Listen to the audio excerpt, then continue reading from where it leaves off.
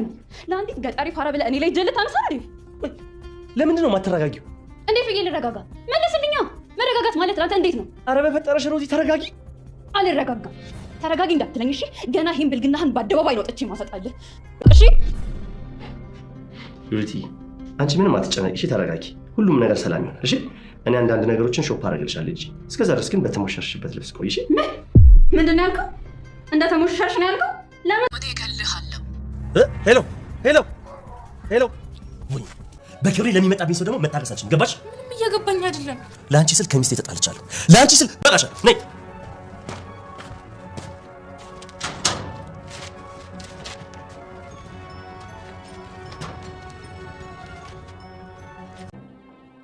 ባንቴሮ፣ እንድትቀድመኝ አልፈቅድልህም። እገልሃለሁ። ታሪክ ትሆናለህ። ግድ የሚሰጠው አንድ ሰው ቢነሳ እንኳን ከኔ ይልቅ የሚጠረጥረው ዳዊት ነው። ምክንያቱም ባንቴሮ ዳዊት ላይ 2 የግድያ ሙከራ አድርጓል።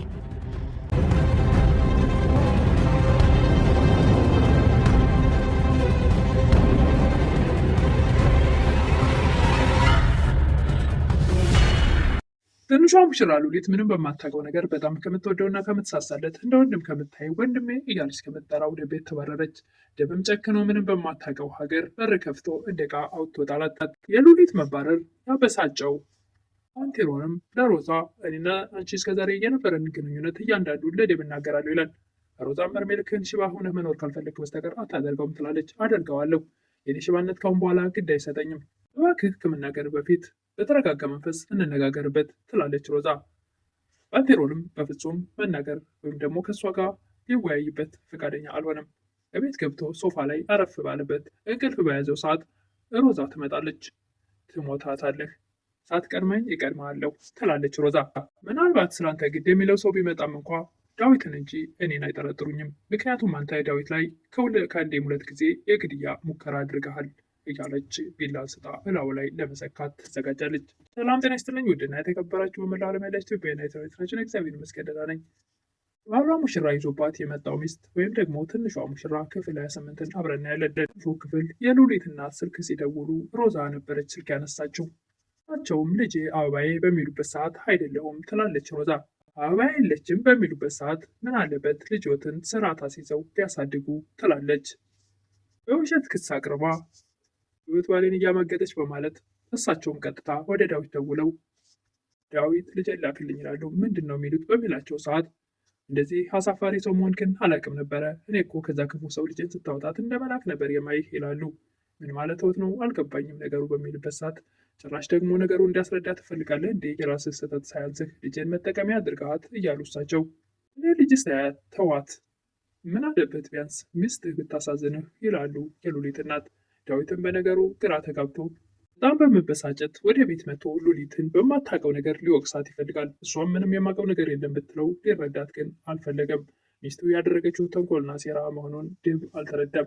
ስል ከሚስቴ ተጣልቻለሁ፣ ለአንቺ ስል በረሃ ለበረሃ ተንከራትቻለሁ፣ ለአንቺ ስል ብዙ ነገሮችን አጥቻለሁ። አንቺን ከዛ ሲኦል የቆም ሲኦል ለማውጣት ብዬ አንቺን ለማገዝ ብዬ ከዛ ክፉ ሰው አድንሻለሁ ብዬ ያልሆንኩት ነገር የለም እያለ ድብ ሉሊት ላይ ከሰታ ወቀሳ ቢያቀርብም እሷ ግን ምንም አልተረዳችውም ነበር ግራ ከመጋባት ውጭ። ምን መስልሻል ይህን ሁሉ ያደረግኩልሽ ይላል ድብ። ስለምታዝንልኝና ልታግዘኝ ስለፈለግ ነው ትላለች ትንሿ ሙሽራ ወይም ደግሞ ሉሊት። ለምንድን ነው ለእናትሽ የነገርሻትን ነገር እያንዳንዱ ቃል በቃል የማትነግረኝ ይላል ድብ። ሉሊትም የምታውቀው ነገር ስለሌለ የማውቀው ነገር የለም ብትልም በፍጹም ሊረዳት አልቻለም። ሚስቱ ያደረገችውን ነገር ፈጽሞ እሱ አላወቀም። እንዴርህ እያለች ትንሿ ሙሽራ ወይም ደግሞ ሉሊት ምንም የምታውቀው ነገር ስለሌለ በግልጽ ነው ልትለው አልቻለችም። ዳዊት ይወደኛል ወይም ደግሞ አንድ ቀን ሚስቱን ፈቶ ያገባኛል ብለሽ ነው የተናገርሽው ይላል ዳዊት። እሷም የምታውቀው ነገር ስለሌለ ትደነግጣለች። እኔም እናትሽ በነገረችኝ ሰዓት እንዲህ ነበር የደነገጥኩት። ከመበሳጨቱ ብዛት የተነሳ ምንም ሊራራላት አልቻለም። በማታውቀው ሀገር በር ከፍቶ አስወጥቶ በር ይዘጋባታል። ሔዋንም ሮዛን በዚህ ጉዳይ ላይ እጅሽ አለበት ትላታለች። የምን ጉዳይ ነው ትላለች ምንም እንደማታውቅ። በሉሊት ጉዳይ ላይ ምን ማለትሽ ነው? ደረጃ የሚባል ነገር አለ እኮ። እኔም ወጣኝ ከማንም ገጠሬ ጋር እንደ ማንኛውም ተራ ሰው ከሷ ጋር ወርጄ ማላለቅ የምገኝ ሰው አይደለሁም። ሔዋንም ከሮዛ ላይ ምንም አይነት ጥሩ መልስ ስላላገኘች ጥላት ትወጣለች። ሮዛም ሔዋን ስትወጣላት ጠብቂ ቀጣይ አንቺ ነሽ ተረኛዋ እያለች ትዝት ነበር።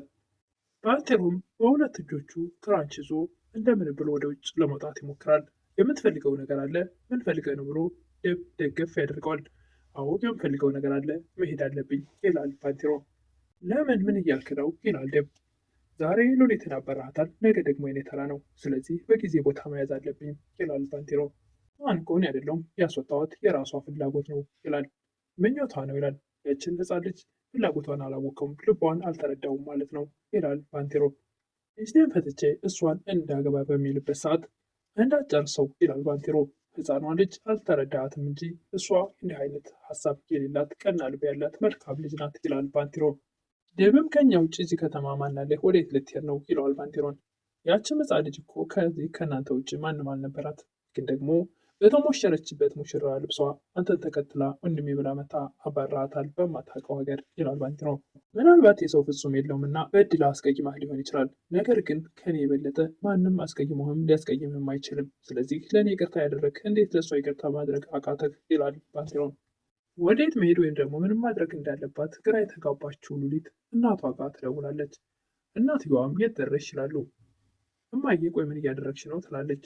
ያንን አፍረተ ቢስ ልጄን ላክልኝ ብዬው ነበረ ይላሉ ማዘር። ቆይ እናቴ ምን እያልሽ ነው ትላለች ሉሊት። ለምን አልነገርሽኝም ይላሉ እናት። እንደበቅሽኝ ለምንድን ነው ያልነገርሽኝ ይላሉ የሉሊት እናት። ምንድን ነው የደበቅኩሽ ትላለች ሉሊት።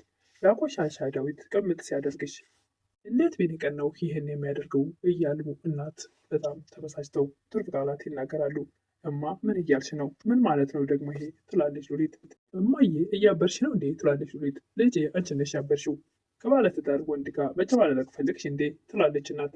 ሴት ሆነሽ ነገን የነገ ብታስቢ፣ እናትሽን ብታስቢ፣ ራሽን ብታስቢ፣ ወይ ደግሞ ነገ የምትወልጁ ልጅ ብታስቢ በሴት ላይ እንደዚህ ግፋት ሰሪም ነበር ትላለች የሉሊት እናት። ሉሊትን በማታውቀው ነገር ግራ ትጋባለች። ማን ላይ ነው ደግሞ ይሄን ያደረጉት? ምን እያልሽ ነው እናቴ ትላለች። ሮዛ የዛ ሀብረተ ቢስ ዳዊት ሚስት ትላታለች። ታይ እናቴ እሱ ሀብረተ ቢስ አይደለም። ደብረ ሔዋን ሮዛ ሉሊት ላይ ስትቀና በጣም ይገርመኝ ነበር፣ ግን ደግሞ ሉሊት በእኔ ላይ ይህንን ማሰቧ በጣም ያበሳጫል ይላል። ምን ይገርምሃል ትላለች ሔዋን። እንዴ ለምን አይገርመኝም? የእሷ እናት እኮ ናት ባለዬ ብላ ደውላ የሰደበችኝ ይላል ደብ።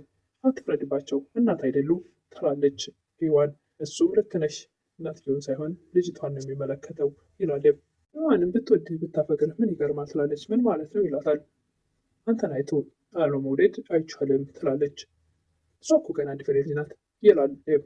አይ አስብ እንጂ የዩኒቨርሲቲ ተማሪ እኮ ናት ሉሊት ትላለች ሔዋን።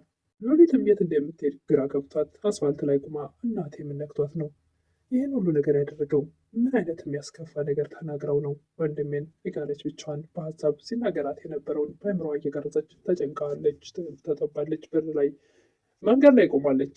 እኔ ጭንቅላትሽን እንጂ አንድም ቀን ገላሽን ተመኝቼ አላውቅም፣ ይህን ደግሞ ለእናትሽ ንገሪያት ሲላት የነበረውን በአእምሮዋ እያስታወሰች ሉሊት በጣም ግራ ተጋብታለች።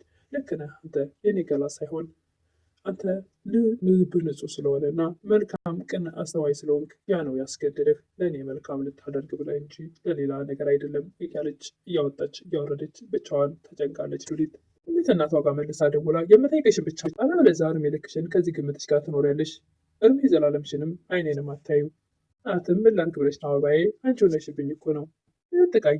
ጥቃትሽን አምኜ እቀበላለሁ፣ ሁሉንም ነገር አውቄያለሁ ትላለች እናት። ስለምን ጥቃት ነው የምታወሪው ትላለች ሉሊት። ስለምን ጥቃት ነው የምታወሪው በምትል ሰዓት ሉሊት እናትም ዳዊት ስለሚያደርስብሽ ግፍ እማዬ እባክሽ እኔ ላይ ምንም አይነት ጥቃት አልደረሰም በምትልበት ሰዓት እናትም እና ታዲያ ጥቃት ካልሆነ ወደሽ ፈቅደሽ ነው ያደረግሽው በማለት እንዴት ልቤ ይቀበለዋል? ምንም የማታውቂና እንደዚህ አይነት ነገር የማታስቢ ልጅ እንደሆንሽ አውቃለሁ ትላለች እናት።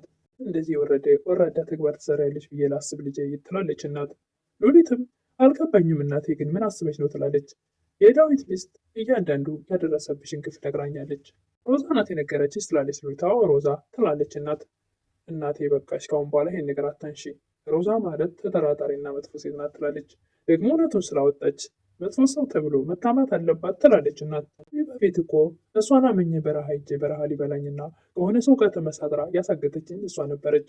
እድሜ ለደብ እሱ ነው ከዚህ ያደረሰኝ። ዛሬ ላይ አንቺ ጋር ማወራው በደብ ምክንያት ነው ትላለች ሉሊት። አንተ ከገባሽ በደብ ምክንያት ነው ዛሬ ላይ በህይወት ያለሁት እንጂ እንደ እሷ ክፋት ቢሆን ኖሮማ እስካሁን በህይወት የለውም ትላለች ሉሊት። እናቷን በአንቺ ምክንያት አሁን የት እንዳለው ታውቂያለሽ ትላለች።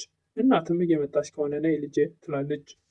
አልመጣም ወደዛ ቤትም ድጋሚ አልሄድም። አንቺ ምክንያት ወንድሜ ምን ያክል ልቡ እንደተሰበረ ብታውቂ ኑሮ በራስሽ ትጸጸች ነበር ትላለች ሉሊት እናቷን። ብዬ ነው ታዲያ ደውዬስ የማናገረው ድምፁን መስማት የምችለው ትላለች እናት። ደወልሽም አልደወልሽም ከዚህ በኋላ ምንም አይነት ለውጥ አይመጣም። እኔና ወንድሜ ያለን ግንኙነት ከዚህ በኋላ አብቅተዋል ትላለች ሉሊት። ወዲያውኑ ወንድሜ እንዴት እንደናፈቀኝ ብታይ ትላለች ብቻዋን። ዳዊትም ወዲያውኑ ከቤት ጎትቼ አውጥቼ ስጥላት እንደዚህ በሰከንድ ትናፍቀኛለች ብዬ አልጠብኩም ነበር እያለ ለሔዋን ይነግራት ነበር። እኔም ስለማን ነው የምታወራው ትላለች። ሊፈልጓት ወጥተው ስለነበረ እንዴት እንደዛ ታያለች? ስለምንፈልጋት ስለ ሉሊት ነዋ ይላል ዴብ። ወንድሜ ስትለኝ የሆነ ነገር ሰውነቴን ይወረኛል፣ የሆነ ዜማ አለው ብቻ። እኔ እሷን ከእናቴ ልጅ ለይቼ አላያትም። ማንንም ሰው እኔ እህቴ ወንድሜ ብዬ አላቅም። ሉሊት ግን በቃ የእናቴ ልጅ ነው ትመስለኝ። ይህን ያክል ልጨክንባት እንደቻልኩ ግን አልገባኝም ይላል ዴብ። የሰማሁ ነገር የነበረህን ነገር አወረደው ትላለች ሔዋን። ሉሊትም ወዴት መሄድ እንዳለባት ግራ ተጋብታ አይደለም ወዴት እንደሚሄድ የት እንደምደርስ እራሱ አላውቅም። ህይወት የተስተካከለ መስመር ያዘ ስል እንደገና ደግሞ ከባዶ እንድጀምር የሚያደርገኝ ምን አይነት መንፈስ ነው እያለች ራሷ ብቻዋን እያወጣች እያወረደች። ባንቴሮ ለሮዛ ህሊናዬን ነፃ ማውጣት እንዳለብኝ ይሰማኛል ይላል። ምን ማለት ነው ትላለች። እኔና አንቺ ስለተሸከምነው በደል እያንዳንዱን ደብን የበደልነውን እነግረዋለሁ ለደብ ይላል። እሷም አታደርገውም እየቃዠ መሆን አለበት ትላለች። እድሜ ዘመንህን ሽባ ሆነህ ለመኖር ፍርድህ በራስ ላይ ይሆናል ትላለች ሮዛ። እሱም ካሁን በኋላ ለእኔ ህይወት ግድ አይሰጠኝም። ሮዛም እባክህን እንግባና በተረጋጋ መንፈስ እናውራ እንነጋገርበት ትላለች። እሱም በሀሳቧ ስላልተስማማ በቤት ገብቶ ሶፋ ላይ አረፍ ባለበት ሰዓት እንቅልፍ ይዞት ስታገኝ መሞት አለብህ ሳትቀድመኝ ልቅደምህ።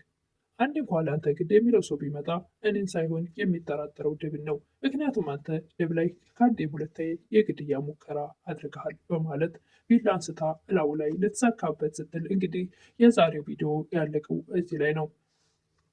ሙሽራ ይዞባት የመጣው ሚስት ወይም ደግሞ ትንሿ ሙሽራ ክፍል 28 ለዛሬ ይሄን ይመስል ነበረ። በቀጣይ እስክንገናኝ መልካም ቆይታ እያልኩኝ ለምታበረታቱኝ እህቶቼ ምስጋና ከልብ ነው። አዲስ የሆናችሁ ደግሞ ሰብስክራይብ እያደረጋችሁ ቤተሰብ ሁሉ አበረታቱኝ እላለሁ። አመሰግናለሁ። ቪዲዮውን ከወደዳችሁ ደግሞ